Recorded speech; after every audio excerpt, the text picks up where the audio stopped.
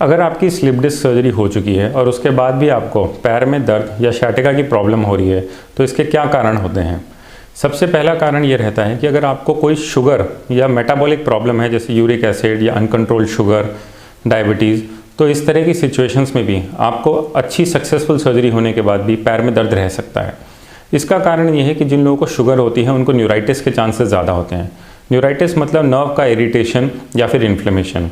तो अगर अच्छे से आपकी सर्जरी भी हुई है उसके बाद भी आपको पैर में दर्द जा रहा है, लेकिन अगर आपका शुगर अनकंट्रोल्ड है तो आप सबसे पहले शुगर कंट्रोल करें। नॉर्मली अगर हम अच्छे से शुगर कंट्रोल कर लेते हैं, न्यूराइटिस भी सेटल डाउन हो जाता है और कुछ दिनों से लेकर हफ्तों में आपका दर्द पूरी तरह से ठीक हो जाएगा। दूसरी कॉमन सिचुएशन जिसके बाद की सर्जरी के बाद भी पैर में दर्द हो सकता है उसको हम रिकरेंट डिस्क हर्निएशन कहते हैं। रिकरेंट डिस्क हर्निएशन का मतलब है कि आपकी जो पहली सर्जरी में उन्होंने डिस्क का फ्रैगमेंट हटा दिया, उसके बाद सब कुछ ठीक था, लेकिन चलने से, उठने से, बैठने से, झुकने से या इवन खांसने से भी कोई और डिस्क का टुकड़ा जो पहले डिस्क के अंदर था वो बाहर आ गया और नर्व को दोबारा से दबा रहा हो।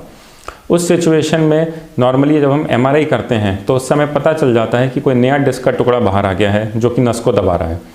हर सिचुएशन में इसके लिए सर्जरी की ज़रूरत नहीं होती।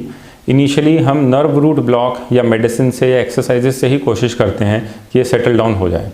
अगर ये बिल्कुल ही सेटल डाउन नहीं हो रहा है तभी हमें इसमें सर्जरी की ज़रूरत पड़ती है। तीसरी सिचुएशन जिसमें कि सर्जरी के बाद भी पैर में दर्द या शाटिका हो रहा है वो तब होता है कि या तो वो डिस्क का टुकड़ा जो हम सर्जरी में हटाना चाह रहे थे पूरी तरह से निकल नहीं पाया। अगर वो टुकड़ा पूरी तरह से नहीं निकल पाया, कोई छोटा उसका एक पार्ट अंदर रह गया है जो कि नर्व को तब भी दबा रहा है सर्जरी के बाद भी, तब हमें हो सकता है इसके लिए दोबारा सर्जरी करनी पड़े। इसके लिए भी स्टेप 1 है कि हम सबसे पहले एमआरआई करके देखें। अगर एमआरआई में हमें दिख रहा है कोई नर्व का टुकड़ा छोटा सा बचा हुआ है वहाँ पे जो कि नर्व को इरिटेट कर रहा है, तो हम उसको कोशिश करते हैं पहले दवाइयों से ही सेटल डाउन करें। अगर वो नहीं हो पाता तो सर्जरी की ज़रूरत पड़ती है। सर्जरी भी इसमें 2 तरह की होती है। पहली तो ये कि हम दोबारा से डिस्क वाली सर्जरी, जिसे कि हम माइक्रो डिस्क सर्जरी कहते हैं, उसको करें और जो नया टुकड़ा आ गया है या जो पुराना एक छोटा टुकड़ा रह गया है उसको हम हटा दें ताकि पेशेंट के सिम्टम्स ठीक हो जाएं। दूसरी तरह की सर्जरी होती है जिसमें कि अगर नया डिस्क का टुकड़ा आ रहा है या हमें लगता है बार बार कोई डिस्क का टुकड़ा बाहर आ सकता है तो हम फिक्सेशन सर्जरी या टी-लिफ्ट सर्जरी करते हैं। इस सर्जरी में हम पूरी डिस्क को हटा देते हैं, उसकी जगह पे एक आर्टिफिशियल केज डाल देते हैं और उस जगह को या उस सेगमेंट को स्क्रूज और रॉड लगा के फिक्स कर देते हैं। तो ज़्यादातर लोग जिनको कि अच्छे से डिस्क की सर्जरी हुई है उसके बाद दोबारा सर्जरी की ज़रूरत नहीं पड़ती, उनको हम अगर हल्की फुल्की मेडिसिन थोड़े दिन दें, एक्सरसाइजेस दें, उसी से ठीक हो जाता है। लेस देन 3% केसेस में हो सकता है दोबारा सर्जरी की ज़रूरत पड़े, लेकिन इसमें ज़रूरी है कि पहले आप अपना एक एमआरआई करवाएं।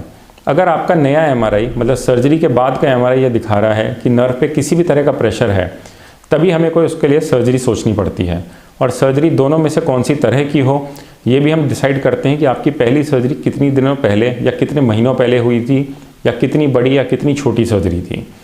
नॉर्मली अगर सर्जरी रिसेंटली हुई होती है पिछले 10-12 दिन में ही, तो हम दोबारा से अगर माइक्रो डिस्क सर्जरी करते हैं या छोटे चीरे वाली सर्जरी तो उससे पेशेंट बिल्कुल ठीक हो जाता है।